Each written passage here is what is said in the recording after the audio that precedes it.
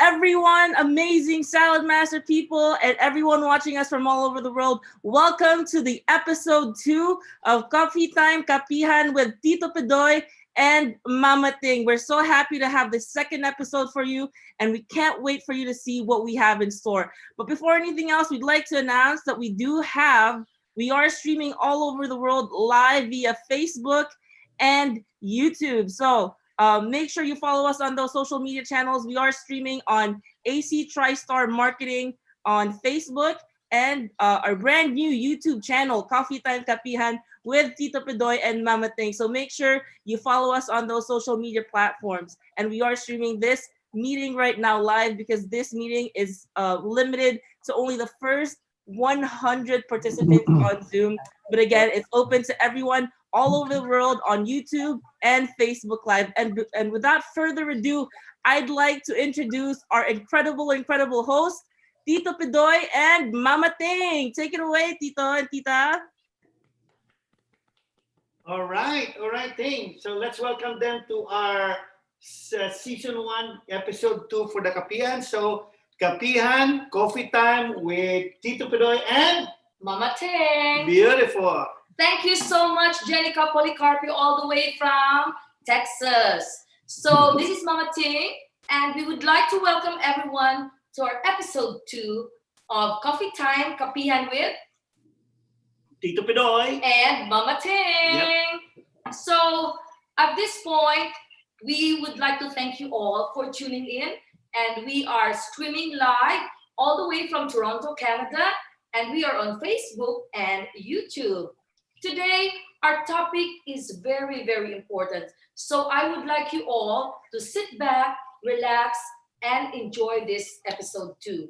You know what? Our topic for today is all about family business and family governance. So we invited some very, very special guests. In fact, one is a family of 3, all the way from New York and New Jersey.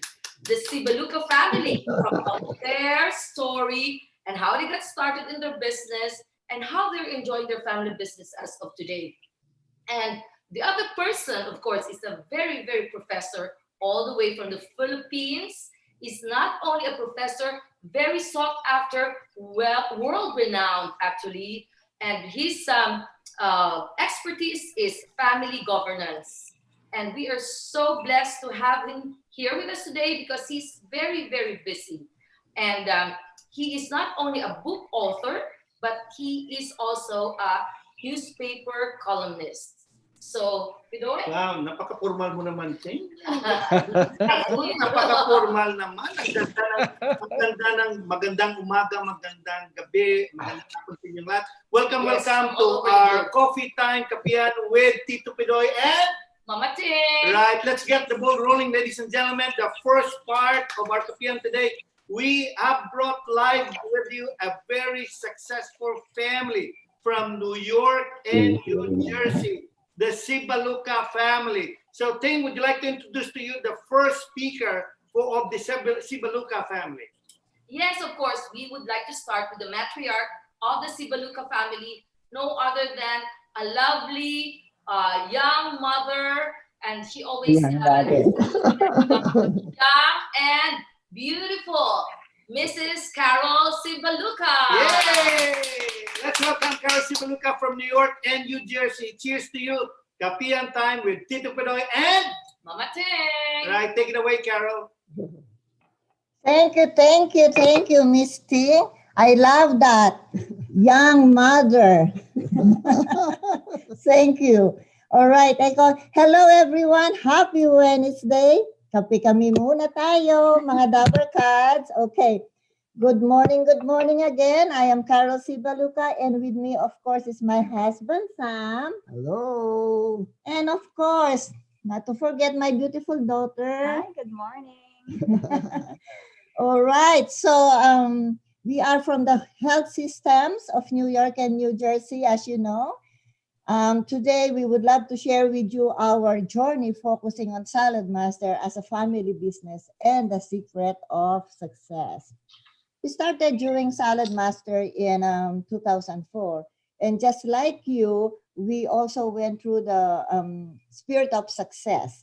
So we burn a lot of cakes too, a lot of cookwares, and marami din paso sa EOC. Okay, but did not, we had our shares of struggles and challenges, but that did not stop us from doing Salad Master and reaching our goals. Determination is what we possess during those days. It is our desire to succeed that made us to work harder towards our goal in spite of the challenges. In short, we have found our why, and for us, failure is not an option. As consultants, we never set our eyes to become dealers at first. Our only purpose doing Salad Master during that time is to augment our income, to support our basic needs, and of course, to support Katrina's education to nursing school. But along the way, we found the faith in the opportunity in Salad Master. So barely after 5 months after our blast off, Sam and I decided to fire our boss at the same time, 5 months after blast off. And our promoting dealer sent us to New Jersey, okay, without any network, no friends, no relatives, and no money as well. But what we had during that time is only determination to succeed, as I have said. Right? Okay. So fast forward, because of our determination and hard work, we became direct dealers in 2006. And we worked aggressively to build our team. So slowly and steadily, we are reaping the fruits of our labor by adding and building teams into our folds. And in 2016, when Katrina finished nursing, one question struck our minds. So instead of just us doing Salad Master, why not her? Why not bring Katrina to the business, right? So kinumbins namin siya. It took us 3 years, right? Is it 3 years, Katrina, or more? Siya po yung pinakamahirap naming recruit, but it was worth it. I'm telling you guys. Another secret of success, I wanna share it with you. Bring family members into your business. That's one secret of success. All right. Okay. So now we want to share with you some fundamental essentials in striking the balance in our business. It may be Salad Master. It may be something else. Number one is establish clear and regular methods of communications. Problems and differences of opinion are inevitable, right? Consider weekly meetings to assess progress, air differences, and resolve disputes. Hindi po kasi pwedeng lahat presidente. Dapat may vice president, may secretary, may sergeant at arms. Okay. So number two, divide roles and responsibilities. While each one of us may be qualified for similar tasks, duties should be divided among ourselves. So kailangan meron pong clear role bawat isa. Big decisions can be made together, but a debate over each little move will bug the business and creates redundancy, which can be expensive. So we go to number three, treat it like a business.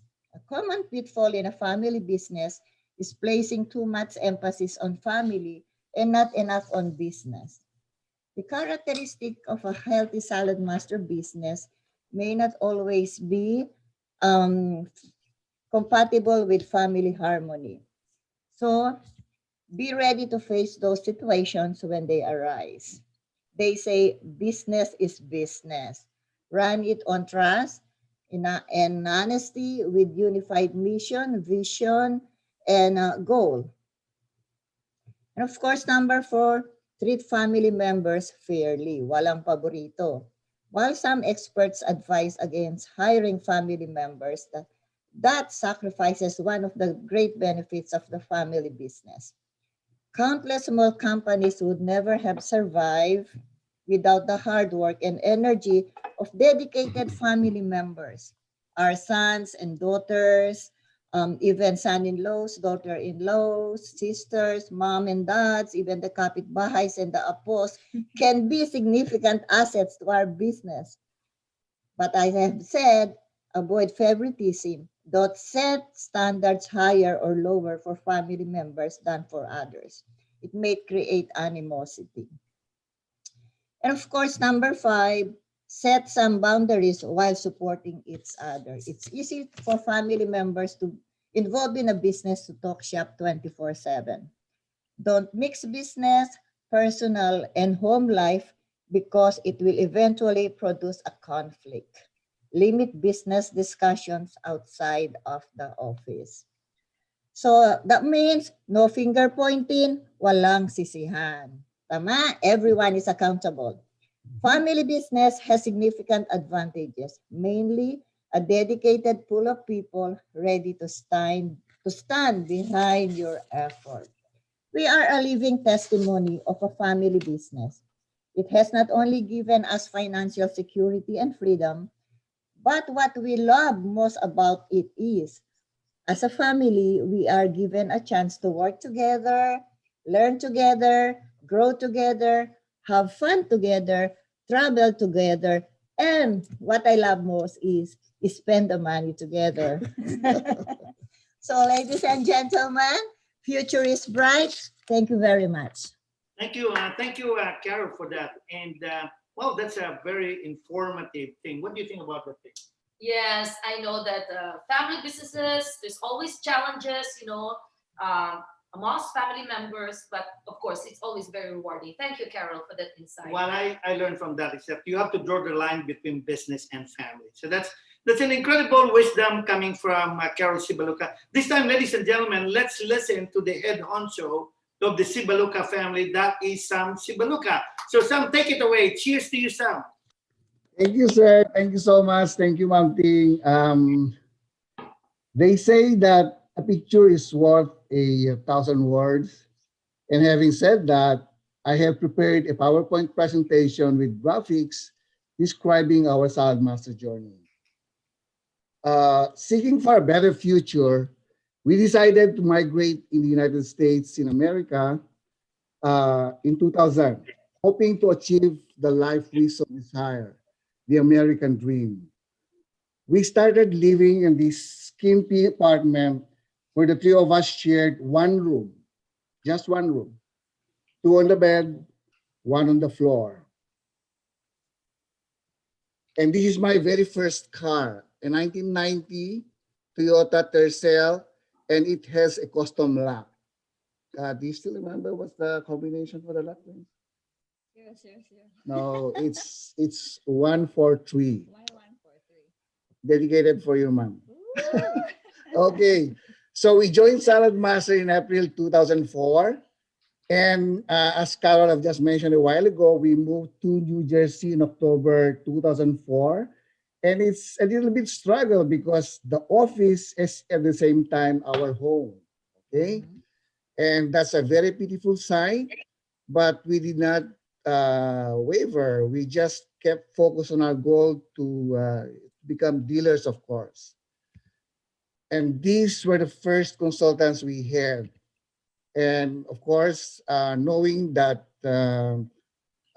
people are the backbone of our business, we steadily grow our team.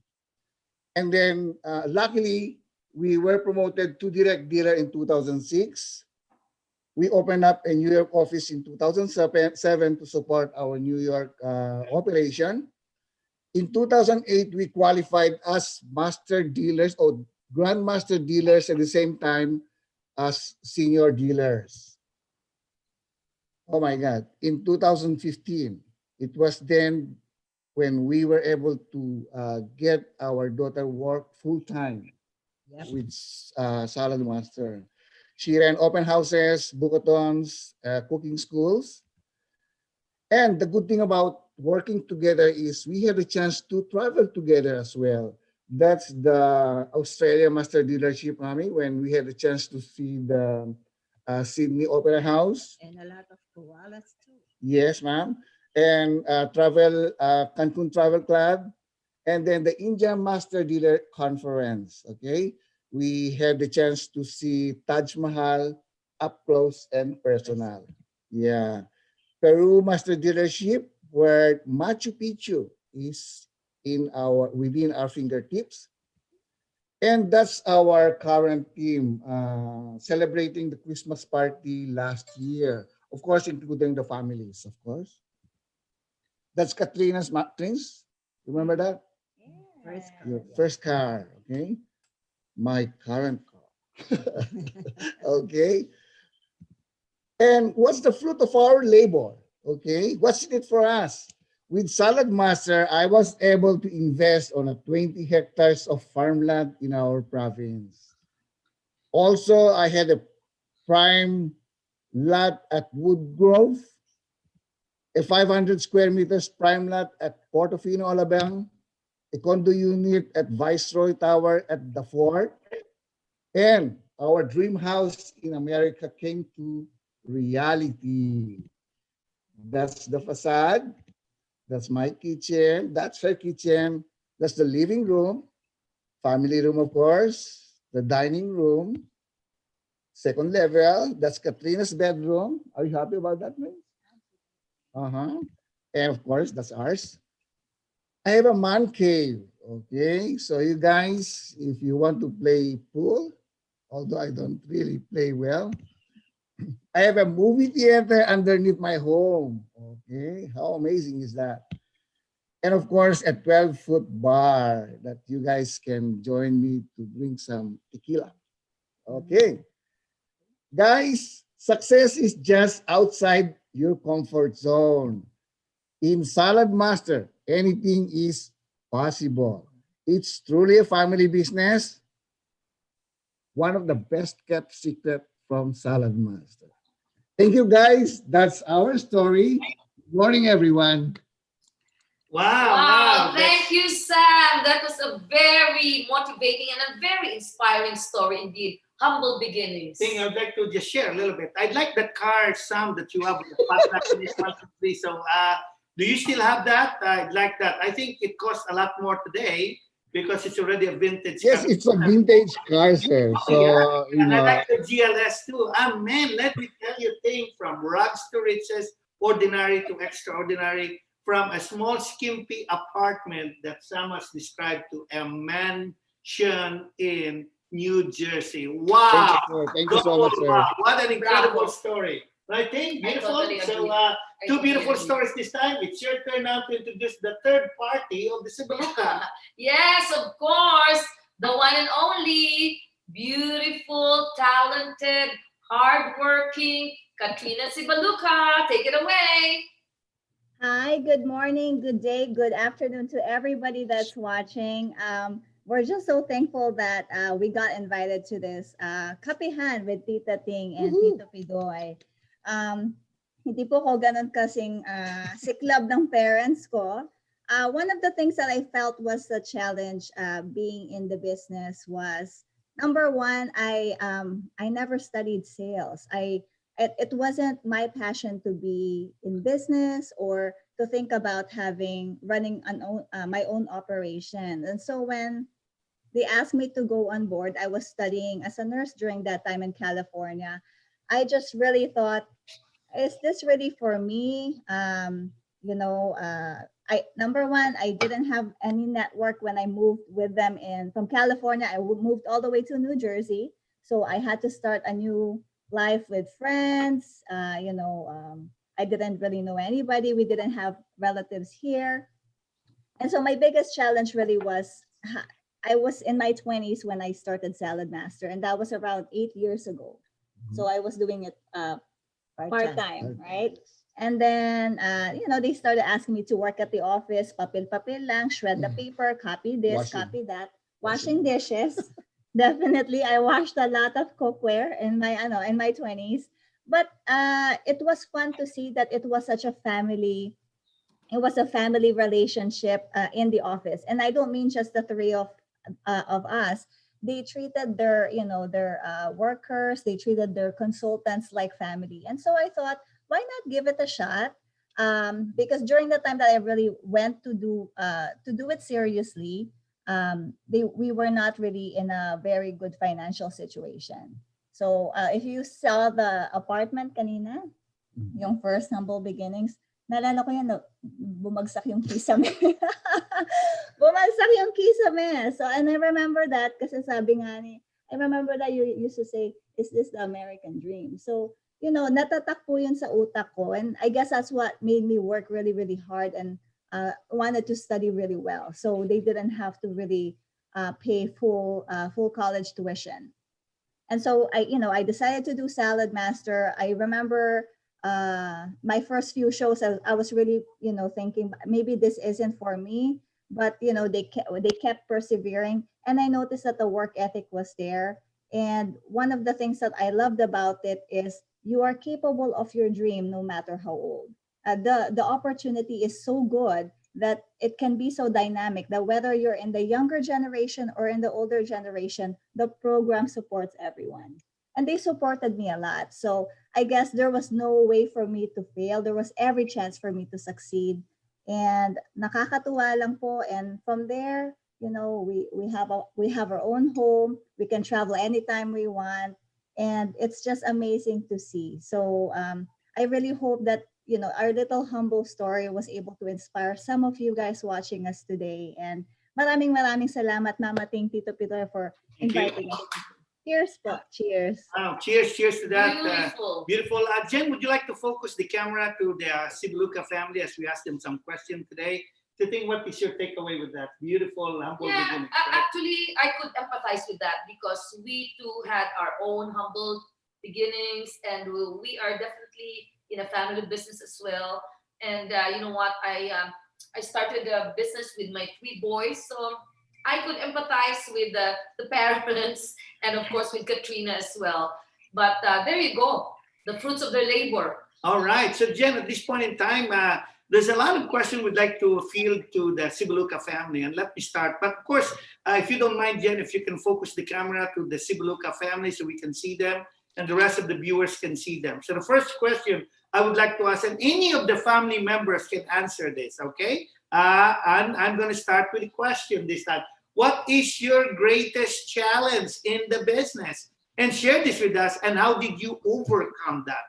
Anybody from the team of the Sibbaluca can answer that. Okay. Okay. So the greatest challenge that we have encountered so far was instilling trust between us running the business and our people. There's no substitute of doing things rightly. And when you do that, people trust you. And when there's trust within the company, people will help you achieve a common goal. In the military, they will die for you.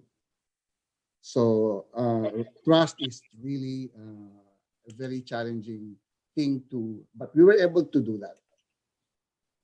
Wow, that's beautiful. And Ting, would you like to Yes, I totally share agree. another question? Trust is very important. So my second question is, what do you think is your greatest accomplishment running the family business? Now, anybody of you can answer that question. I think for us, it would be the promoting 4 dealers. We have 4 direct dealers right now. Actually, one is senior dealer, and that's Katrina. So that is one of our greatest accomplishment as of today. Oh, thank you, Carol. Definitely. When you promote somebody, it's really quite an accomplishment. And not only 1, but 4 promote-outs. Well, if you change your life and you change the lives of other people, definitely, that is a legacy that you're going to leave when you pass this earth. But again, one more question to the Sibbaluca family. What is your outlook and what's your takeaway of this COVID-19 and the struggles that you have encountered? And how did you overcome this unprecedented situation as a family, as a business? Well, I'll have Katrina answer that. Okay. Definitely, we definitely were in panic mode. As we all knew, New York was one of the epicenters in the U.S. And so by March, we really closed down early March. It was very scary, but also it was an opportunity for to look at e-commerce. Never in our wildest dreams have we thought of doing virtual presentation where we just do it on Facebook, FaceTime. We used to do in-home shows. And so we don't discount, of course, a lot of people had families that were affected, and we also have some friends, family, even coworkers that had it. But it was I don't know, a season of reborn, that it could have been, maybe this is like a new challenge for not only for our family but for the rest of the Salad Master business, I think. Another revenue pass.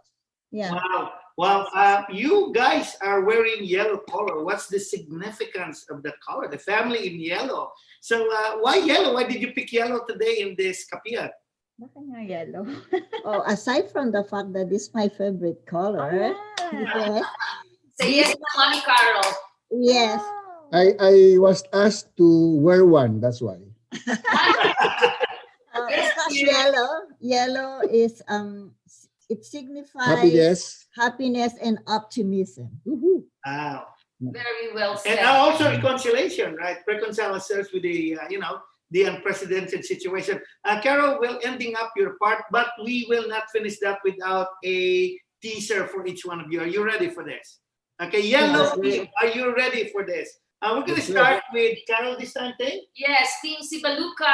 So we have, to make this livelier, we have some few questions to ask you, and you can keep it very simple and sweet. Okay, let's start with Carol. Carol, favorite piece of Salad Master cookware?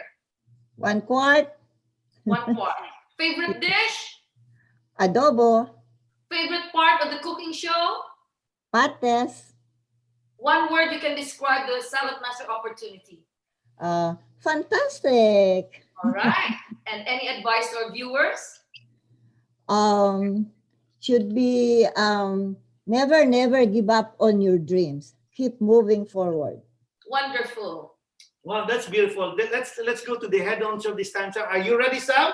Are Yes, you ready? sir. Now remember, Always ready. I like that vintage 1, 2, 3 padlock. What do you call that?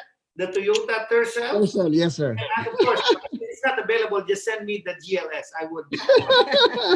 Okay. And by the way, just one day I'll be in your man cave and share that wine. And By all means, sir, you're always welcome. ready, Sam? Okay. Yes, sir. Favorite piece of Salad Master, Sam? Tea kettle, Favorite dish? pinakbet. Wow. Favorite part of the dinner show?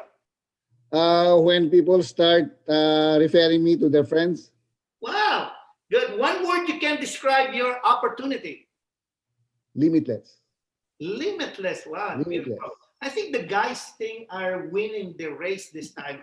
Last but not the least, Sam, make it good because we're overrun here. There's 3 women here, 4 including Jenica, and there's only 2 of us. We are outnumbered, my friend.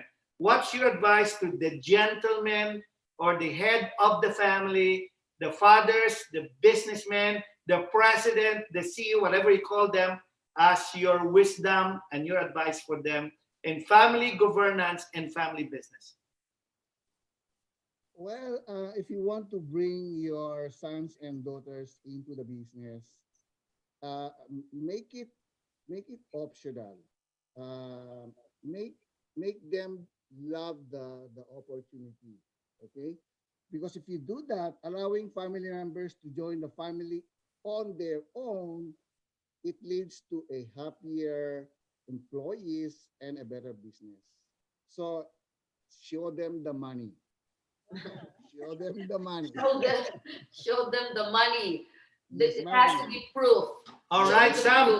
proof. Sam, I think we need to get better next time. We got to do rehearsal of 2 of us because there's 4 of them and there's 2 of us. But anyway, good job. Good answer, Sam. And that's good wisdom for the thing. Your turn this time. Okay, let's go to our millennial, the beautiful millennial, Katrina. Are you ready, Katrina? Yes, Tita Ting. Can you speak louder? We can't hear you. Yes, Tita Ting. Okay, what's your favorite piece of Salad Master cookware? Electric skillet. Very good. Favorite dish? Korean food. Wow, Korean. Favorite part of your cooking show? The salad master machine, when they light up, when they see those cutting cones. Yes, it is a must in our kitchen. One word that will describe the opportunity. Growth. Growth. Very well said. And any advice to our viewers, Katrina? Definitely just trust yourself because you have so much to offer to the table, no matter how young, no matter how old. Wow. One great advice from a millennial. Thank you so much, Katrina. All right, Ting, we are going to end our part 1 for our Coffee Time Kapihan with Tito Pidoy and Mama Ting. all right, Thank take it away, you, Jen. Thank you Ting for Yellow Ting Sibbaluca. Thank Jen, you. take it away as Thank we you so prepare much. for our next speaker.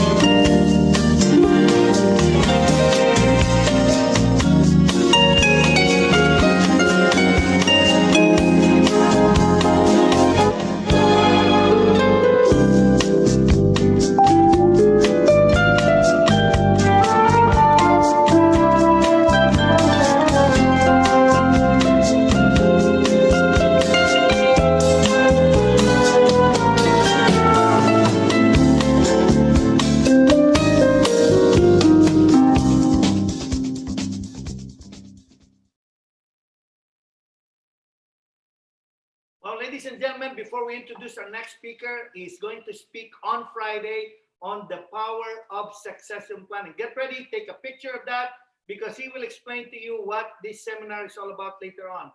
Our next speaker, before we introduce our next speaker, Jen, would you like to show a glimpse in a video of his interview with ANC Philippines?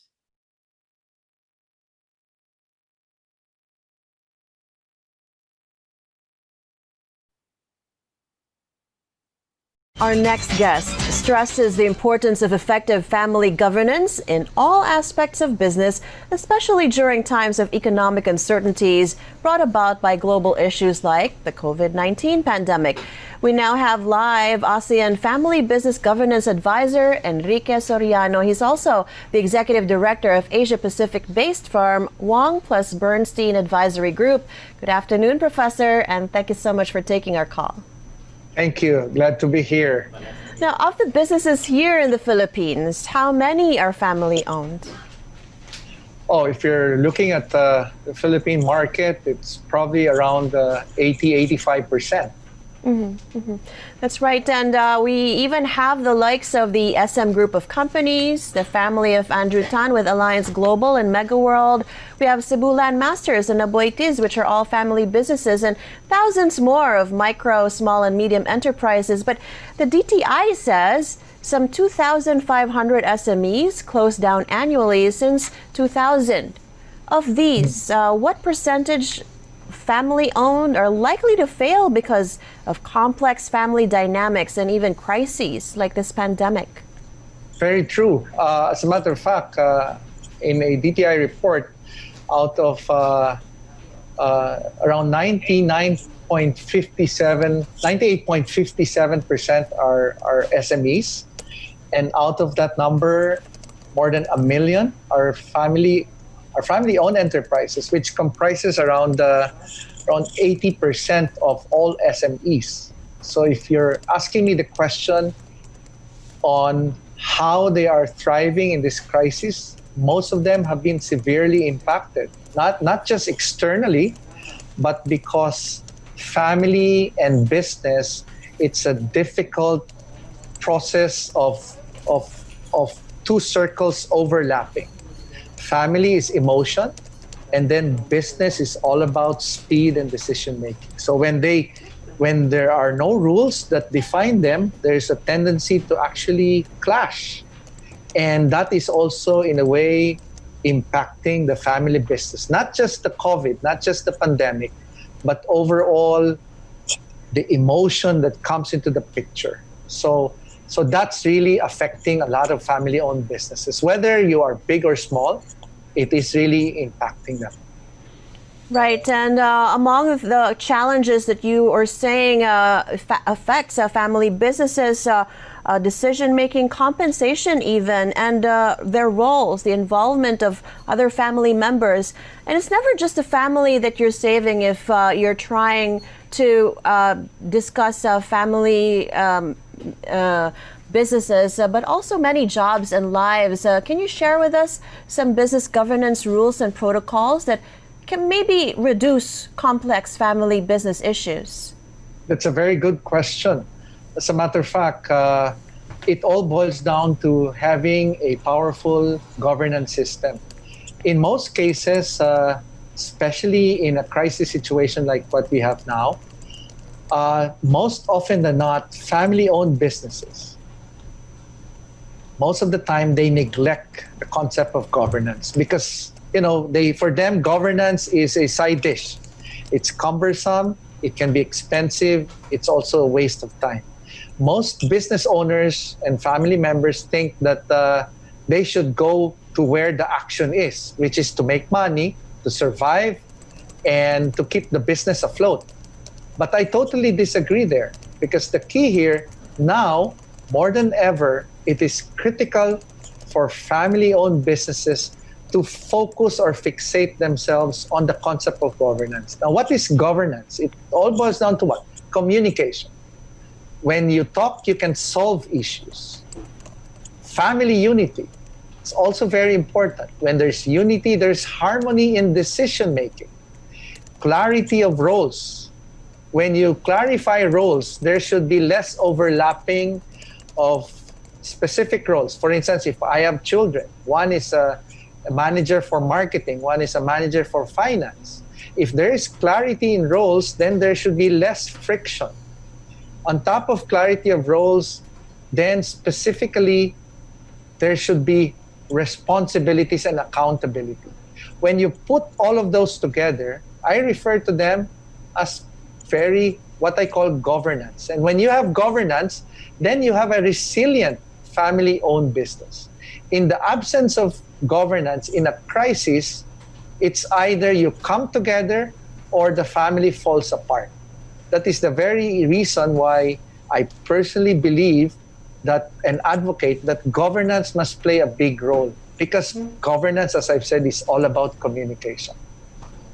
And of course, family being the basic unit of society, we have so much to protect and so much to talk about when it comes to family businesses. And you're expecting hundreds of families will attend and can sign up with your conference, The Power of Succession Planning, Blueprinting a 100-year-old Journey, this August 29th. Thank you so much for joining us today, Professor Enrique Soriano, ASEAN Family Business Governance Advisor. We appreciate you joining us today and sharing some of your insights.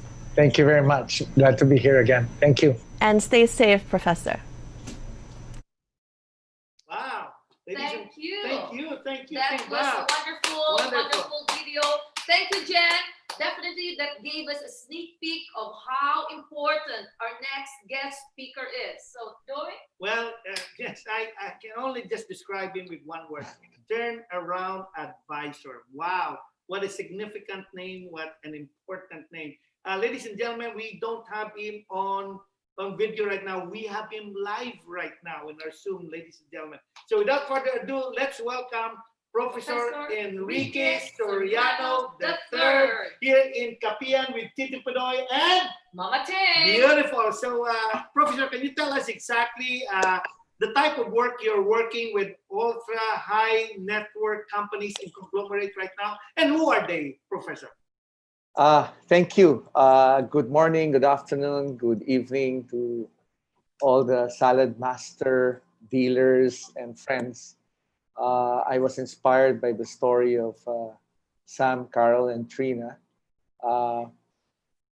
In answer to your question, Pidoy and Ting,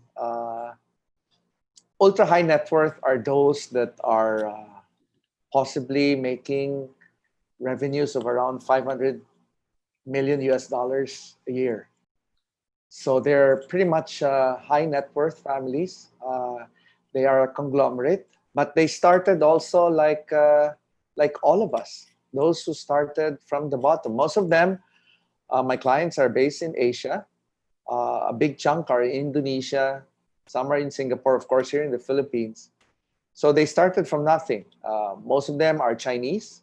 They came from southern China with nothing except their shirts on their back. Sometime in the 60s, perhaps, or even in the 50s. They eventually moved to Malaysia. They eventually moved to Singapore. And then their wealth suddenly exploded because they had so much resilience. They had so much hard work came into the picture. They started as pretty much nothing. And perhaps I can cite one good example. The owner of, for instance, Mega World. Since I mentored the eldest son more than 18 years ago. His story is impeccable because he came from China, moved to Hong Kong. Then, in his teenage years, they decided to migrate to the Philippines, and he had nothing. He was living in a 30 square meter space in Hong Kong, and they would substitute the dining area with 4 other families. So he had to sleep in a corridor. So then he moved to the Philippines. Again, nothing. He studied at the University of the East. Then in his spare time, because he had no money, he had to teach and mentor other students as a mentor, teaching math. I remember talking to one of his best friends in California, in Eagle Rock, the one that is a publisher of a newspaper. And he related to me that in one of the cases, they would prepare sandwiches in their homes. And alternatively, on other days, his mom would ask him why he would bring 2 sets of sandwiches. And he would say, "This is for my friend, Andrew," because he had nothing for lunch. So they would substitute. And then he started working as a employee after graduating from UE as an employee. And his former boss was actually the one manufacturing liquor. But since that boss was obviously entitled, he ended up knowing the intricacies of the business. So fast forward many years after, he now owns one of the biggest liquor companies in the world. We acquired 100% of Fundador all over the world.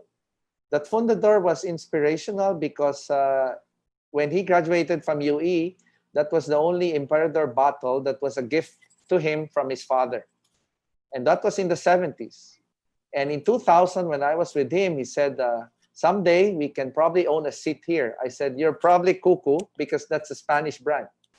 And sometime 5 years ago, he decided to acquire it for almost 300 million US dollars. So all of these things, now he owns the biggest liquor company in Mexico. We just acquired it, 57% market share. And he has put up around 750 high-rise buildings in Manila. And he has several buildings in Spain.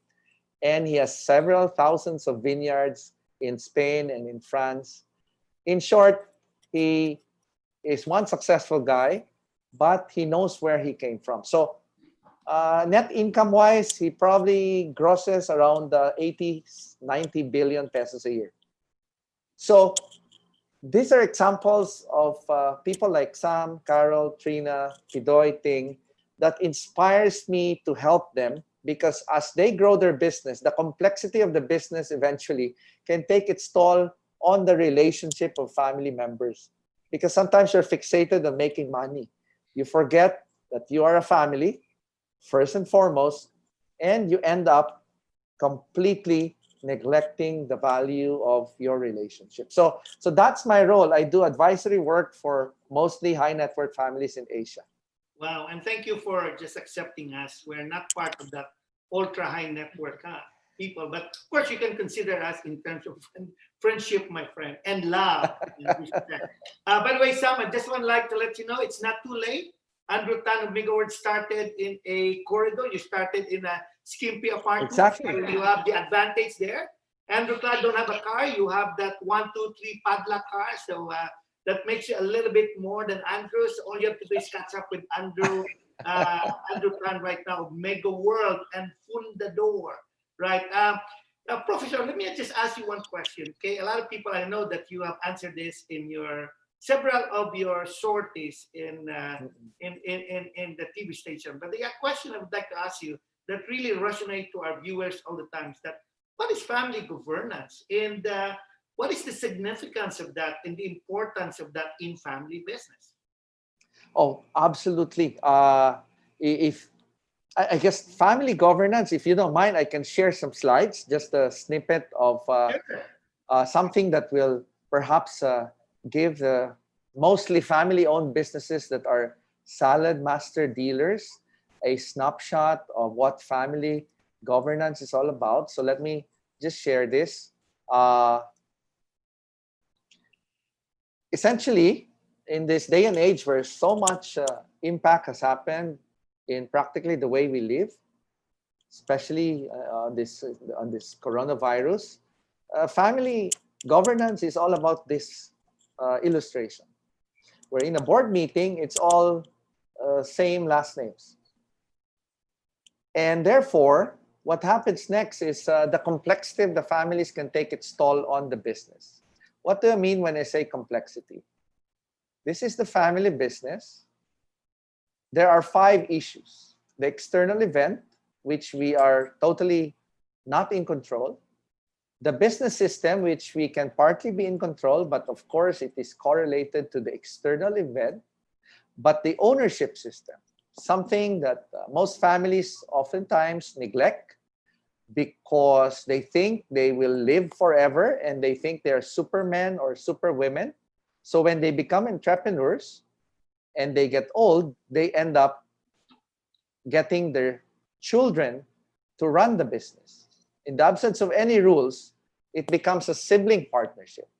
And the next generation would be cousins.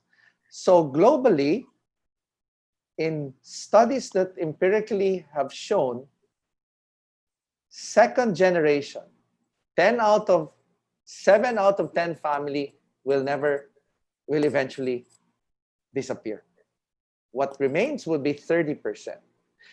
In the next generation, in the third generation, only 13%, that means 1.3 families in 10 families would end up surviving. In the fourth generation, halos wala na, 4% na lang. So this is where governance comes into the picture, including this one, where children end up marrying. So the question here is, what's going to happen?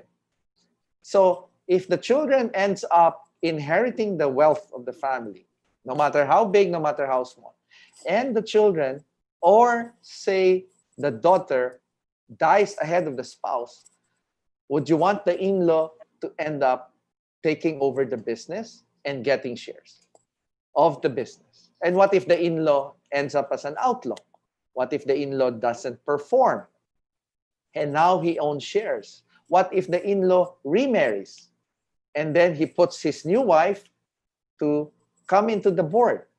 What would be the implication of that family business? So ownership now changes hands.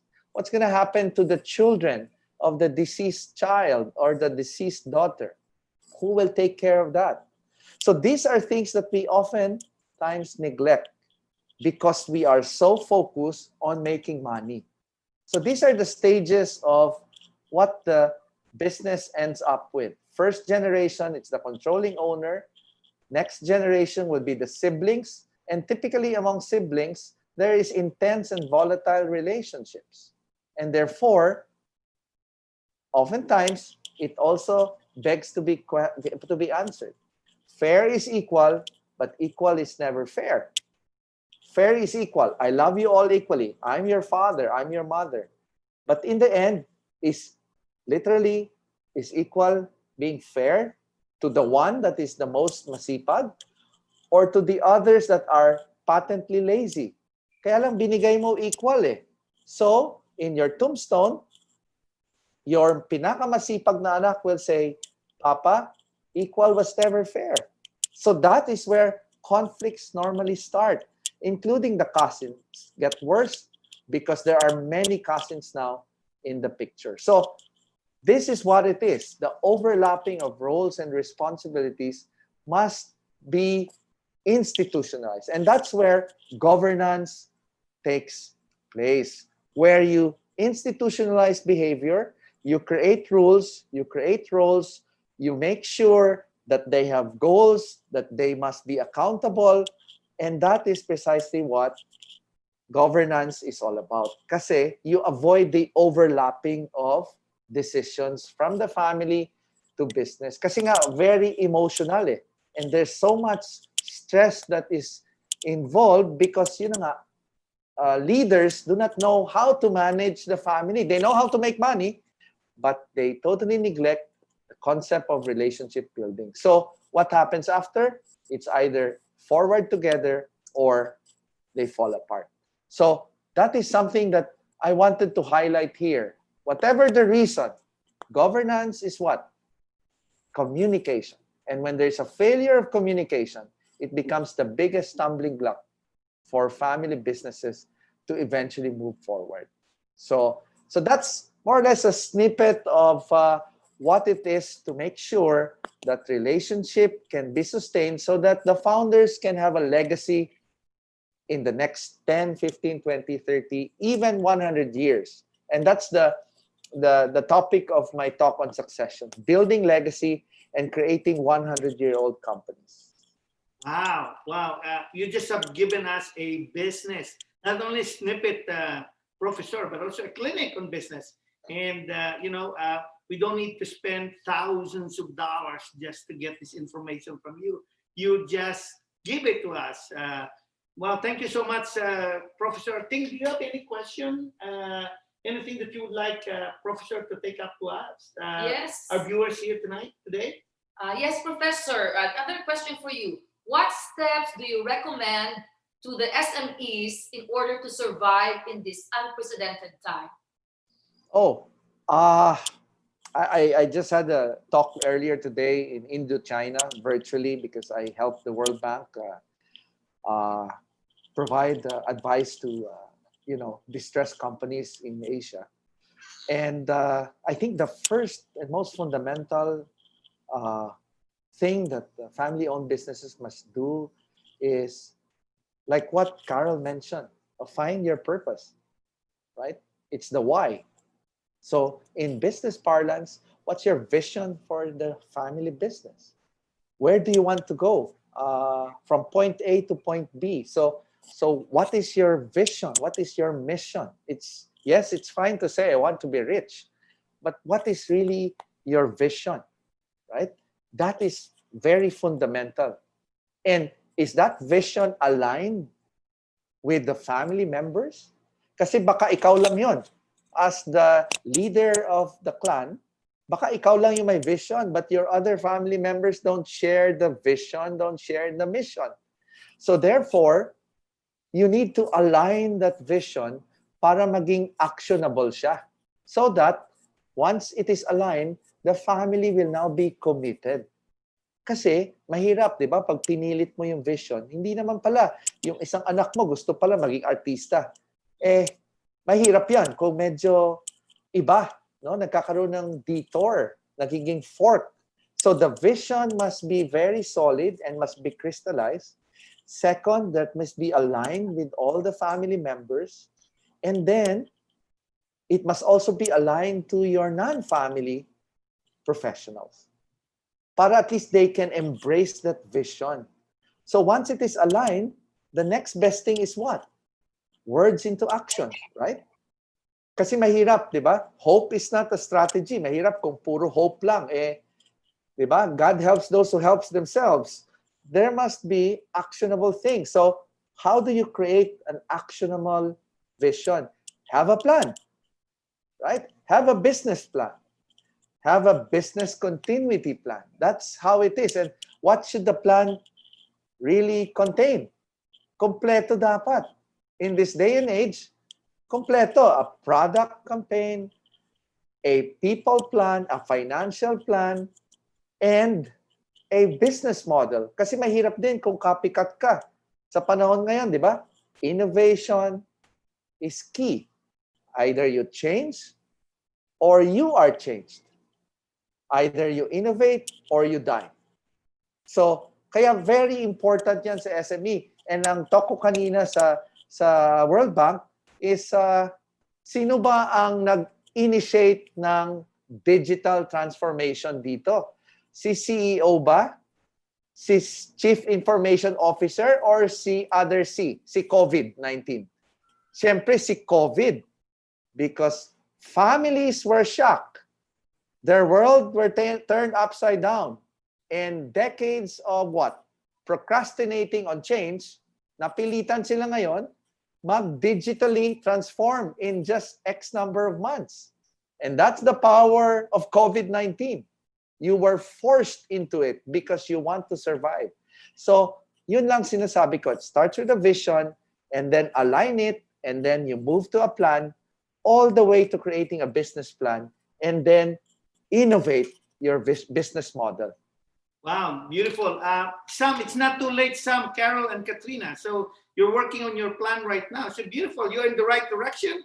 And I think the actionable action that Professor Soriano is telling us, you are at the right place at the right time. Professor, one more question, Professor, before you leave. I know you are well sought and respected in Asia, and I know your time is very precious. And we cannot actually even just get you, even if we can afford, but because you're so busy right now. Quick question. I haven't heard this from all of your talks, Professor. You deal with high-level network companies like Andrew Tan of Mega World and Fundador, and some other Asian conglomerates, right?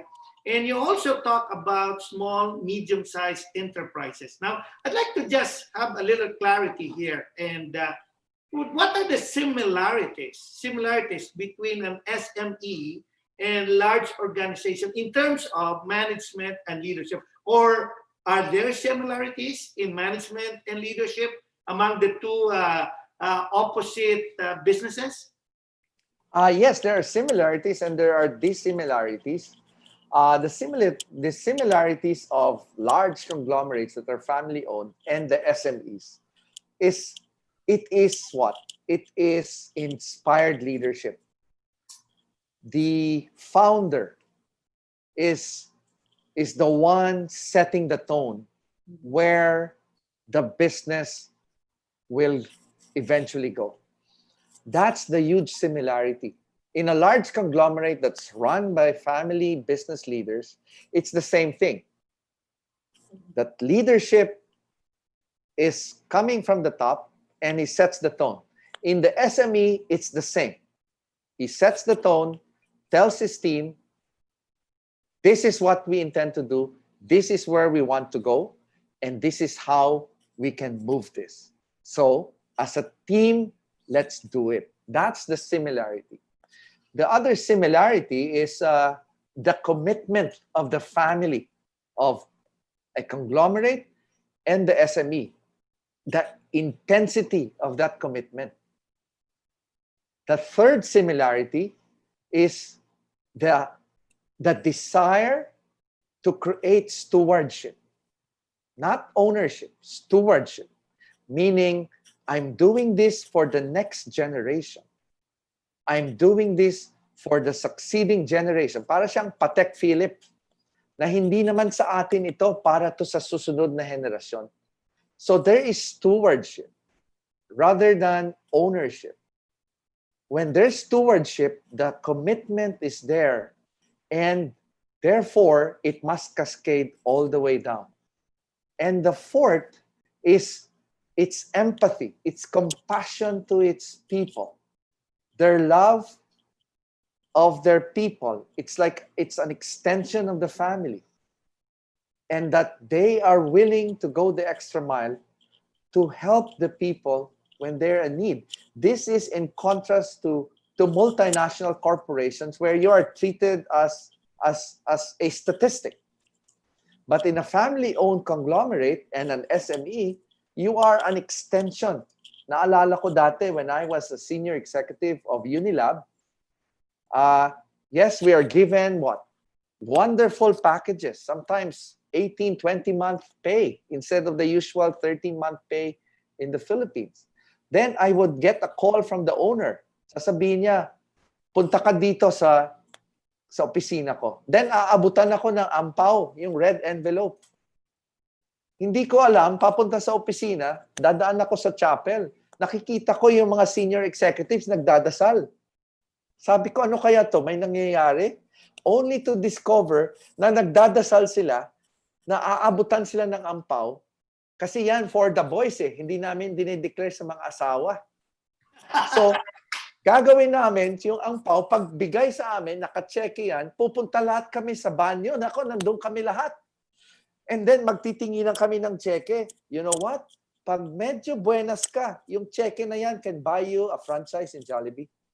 Wow. Ganon katindi magbigay. Kasi nga, extension ka ng pamilya eh. Hindi kasama yun sa sweldo. But pag inabot sa'yo, kaya pala sabi ko, itong mga loko nagdadasal sa chapel. Kasi nga, siguro maraming utang to. And ang pau is a lifesaver. So yun ang similarities. Now, ano naman ang hindi similar sa kanila? Alam nyo, marami din akong kliyente ng mga SMEs eh. As a matter of fact, mas gusto ko hawakan ng SMEs. Kasi, grabe yung intensity nila to go one more step. Ang mga malalaking conglomerates kasi unang-una matatanda na sila eh. I used to be a consultant sa John Gokome, sa JG Summit. Iba na. But this time around, sa mga SMEs, talagang they go out of their way as if tomorrow will be another day and it's gonna go and they're gonna fight another day. That's the huge difference of SMEs. That's why I'm partial to SMEs. That's why I said, I wish I can help more SMEs because first, they listen. Second, they execute. And third, they are fully committed and they are willing to go the extra mile to do whatever it takes to become one more step to the next round. So that is for me resiliency. And that's what SMEs are really known for. Wow, wow, that's amazing, Professor. Sam, if you're taking note of that, okay, you are not going to receive ampao. You are the one giving the ampao because you are the president of the company, Sam. Cheers to that. So, Ting, would you like to? We're going to start. We're very close to winding this up. I Do you have know. one question to Professor? Yeah, I learned so much. It's such a wonderful clinic. You know, ang takeaway ko talaga is the similarities between an SME and a large conglomerate. Either way, I agree. They're family business, and I think the family values are there. And sabi ni Professor, leadership, commitment, stewardship, and the empathy. Kasi extended family mo sila. I like that so much. So, Prof, thank you so much. And what's your projection and forecast of the future? And how do you think are we going to navigate it? That's again very good question. I know it's a tough market out there, but we were forced to transform overnight, and that's what resiliency and survival is all about.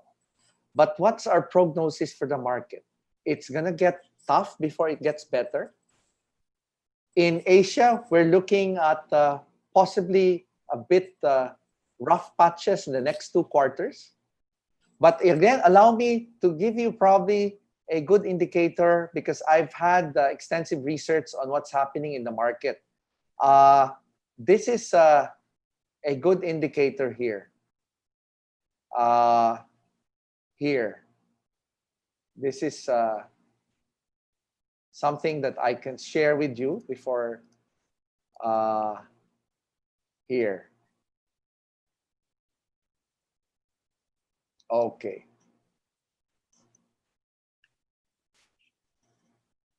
So this is a good indicator.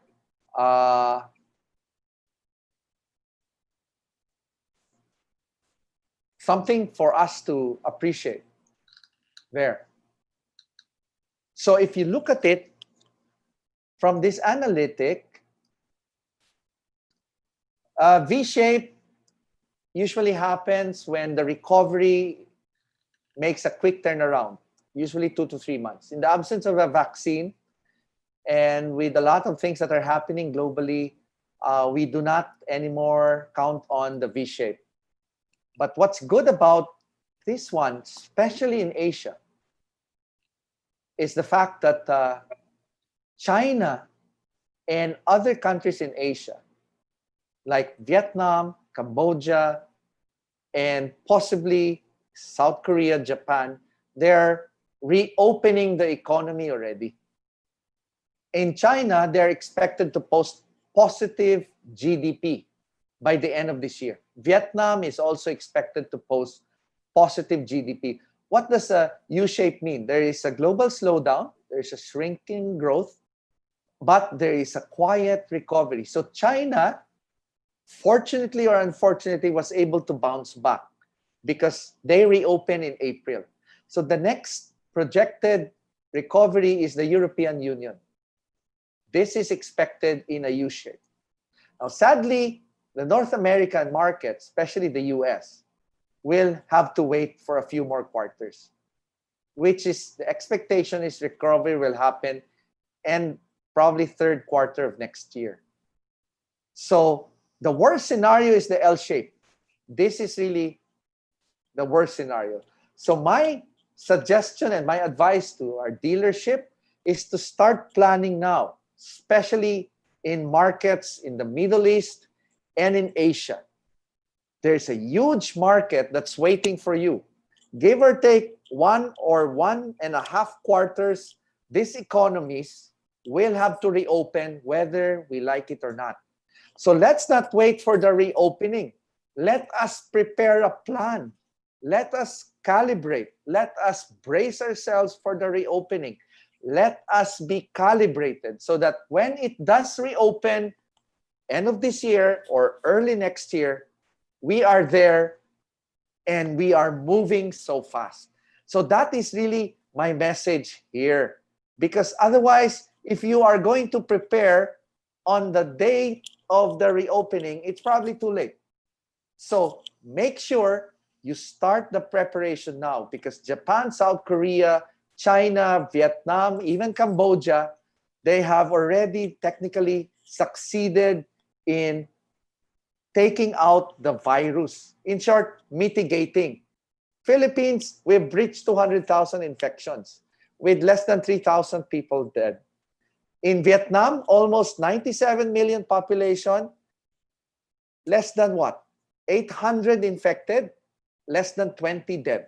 So it's their time to reopen their economy. Thailand, same. So they will reopen whether we like it or not. That is the very reason why I encourage you to plan now and prepare for that reopening because it's anytime now. Whether we like it or not, it's anytime now.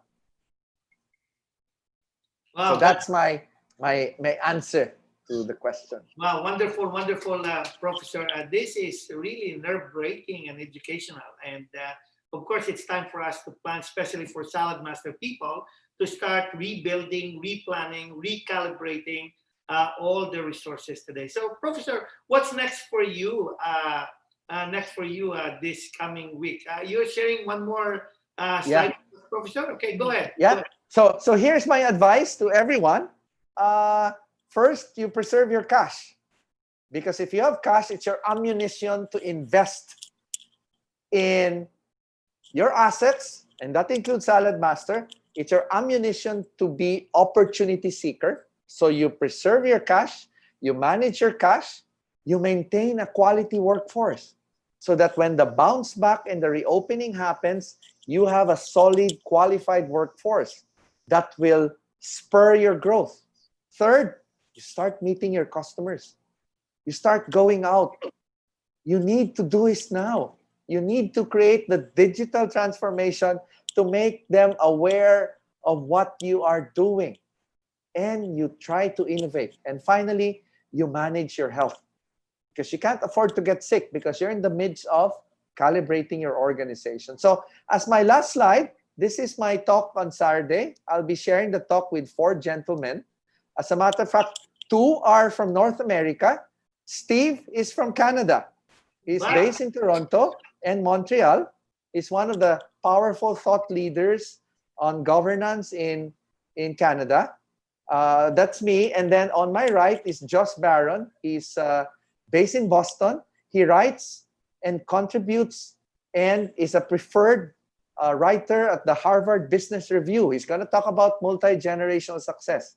And then Mr. Richard Yu, a family business leader who's chairman of one of the global leaders of traditional Chinese medicine called Yuyan Sang. You'd see that in many duty-free shops in airports.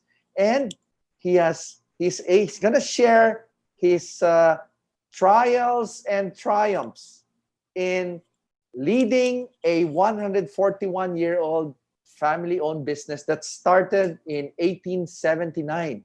So today's 2020, so it's 141 years old, and it is surviving, it is thriving, and he's the chairman, and he will share what succession and what leadership and what legacy is and how important it is to the family business. So I'll see you on Saturday, and hope it's going to start at 10 o'clock and in the morning. So it's 10 p.m. in North America, especially in the East Coast. So again, I encourage everyone who are family owning businesses to join me as we walk you through the world of succession planning and legacy. So there. Thank you so much for this wonderful opportunity of sharing my experience.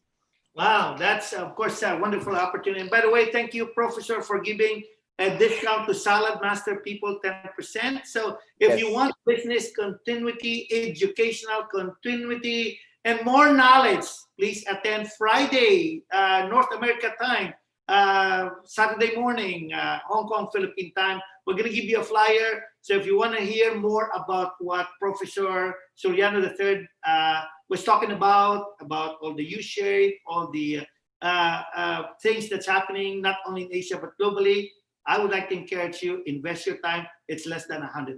So Ting? Yes. Thank you so much, Professor. Thank you. Thank you. I know you're a very busy man.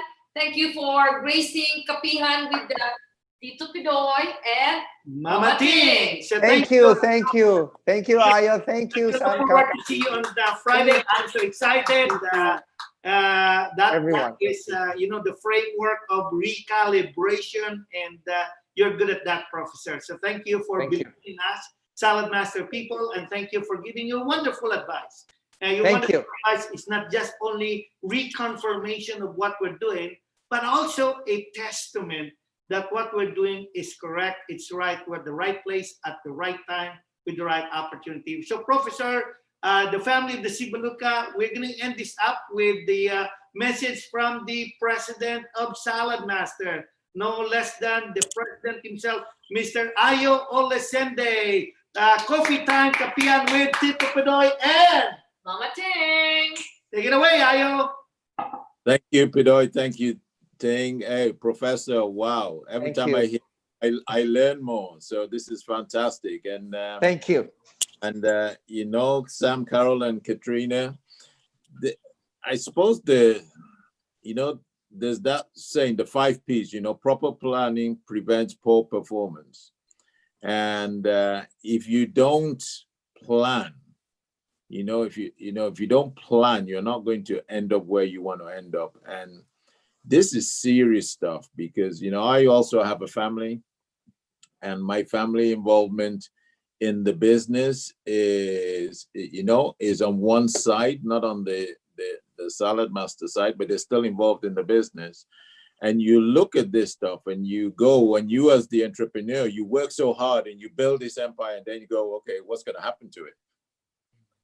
What's going to happen to it? And so this is really an important topic. And I'm so happy that it's been addressed, that we take time out from our busy schedules to not so get caught up in the day-to-day that you forget about the future and the next generation and moving things on. So again, big thanks to Professor Soriano for this valuable information. And you are hearing from an expert, from a professional, somebody who deals with big time people who are, millionaires, billionaires. And so you are getting the nuggets that you couldn't go to university and learn this stuff. This is so important. So My message to everybody is don't just listen. Put a strategy together, and you have the leadership of Pidoy and Ting who are there, who have got the same thing and care for you, because Salmaster is coming up to his 75th year in business. And the Regal, who owns Salamaster, are in their 4th generation. And I've got some news for you. They have some babies. Ryan has just had a little baby girl, Anna. So they're not planning on closing that business down. That generation of business is going to keep going. So Salamaster is going to be around for a long time. You want to make sure your family is going to be around too for a long time. So I just want to talk about, the topic is family. And one of our core values is family. And our core value, we are a global family who builds authentic relationship and has fun together. Think about what we do. We work hard, but we are a family, a global family, and we build authentic relationships and we have fun together.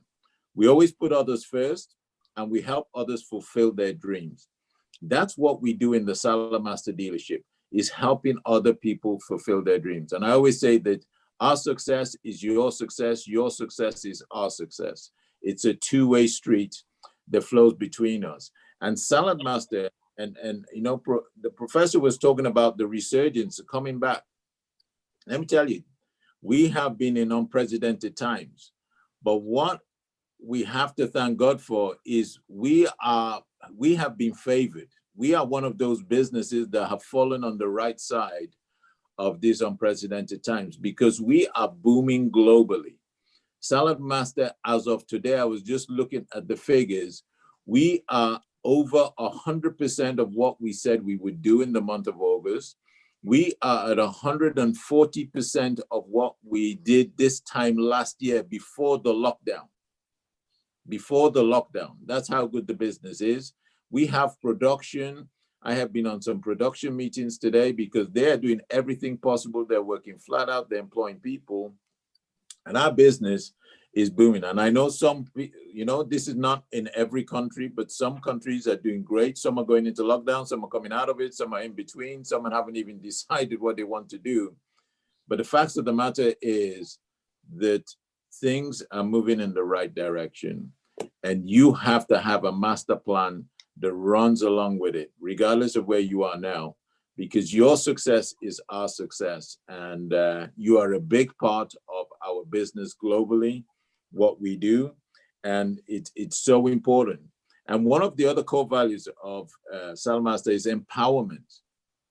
Empowerment. And I really believe that we are blessed to bless others. And so part of our mission is not just to run our businesses, but to use our businesses to bless others so they too can go and bless others and pass that baton down the line and continue for us to grow. We are family, and family is so important. And I always say in family, when I do my family talks, I say, now family doesn't mean we have to get on all the time. Sometimes we fall out with each other. But at the end of the day, when it's family, that other family person has got your back. So we have got your back. We are doing our best to help you take this information. Don't let your knowledge lead to knowledge. Don't let your knowledge just lead to knowledge, because then it's only knowledge. Let your knowledge lead to action. When your knowledge leads to action, you become unstoppable. Because there is one thing is inundated with knowledge, but are you taking that knowledge on board and taking it into action? And you have some great testimonies today. You have got some great leadership and great information. And I want to thank, again, Pidoy and Ting for pulling this together. This is so important, to take time out and look to the future, and look to the planning, and look to have strategies. I want to thank Carol, again, Sam and Katrina for their testimony, and again, just being a great role model and a great example. And we have so many families that we can use as examples. But thank you today for sharing your story and your message. And again, thank you to Professor Soriano. Thank you, everybody. The future is bright. We need to be ready for it, because we are in boom times. And if you're not ready, you're going to miss it. So stay focused, stay safe, and always remember that we are blessed to bless others. So back to you, Pidoy and Ting. Thank you, Ayo. Ladies and gentlemen, we are skyrocketing. We have broken a record today. Follow us on, I would like to apologize for those who were not able to come in because we hit our numbers today. Thank you to Sam, Carol, Katrina, Professor Soriano, and Ayo. We are unprecedented numbers at this unprecedented time. Follow us on Facebook. Follow us also on YouTube if you missed this one. And by the way, I would like to encourage you, let's have a continuity of this Coffee Time Kapihan on Friday, Saturday morning in Asia, and with Professor Soriano this time. And we will give you the line where to get this. So Jen, would you like, before we end up, and Jen would like to give a little bit of working thing, would you like to just say thank you to our viewers and guests? But before we do that thing, just a little bit of word. Today is Family, Business, and Strong Governance. Next episode, what's this? Next episode, stockholders and stakeholdings. These are the things that we would like to discuss. Are you a stockholder or are you a stakeholder or are you both? So ladies and gentlemen, watch out for our season 1, episode 3 this time. And again, we're breaking record this time. Thank you so much. Before we give it back to Jen, Ting, would you like to say some acknowledgement and thank you to our special guest today? Yes, thank you once again. The Sibbaluca family, Team Sibbaluca, we're always cheering for you. Professor Enrique Soriano III, and of course our President Ayo. Thank you so much.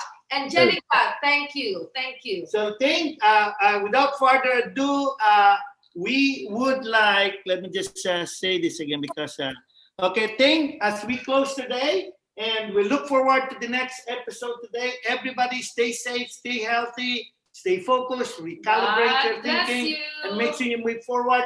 This time, thank you for attending Coffee Time Kapihan with Tito Pidoy and Mama Ting. Cheers. God bless us all. Take it now, Jen.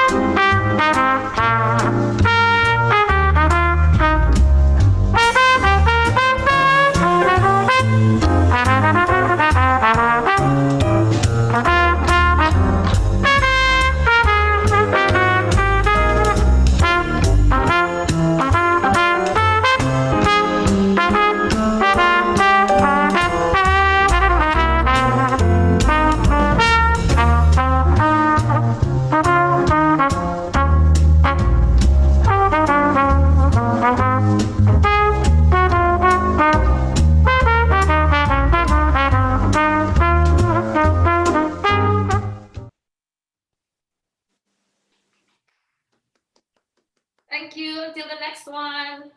Bye. Bye. Thank you. Bye, everyone. Bye. Bye. Bye.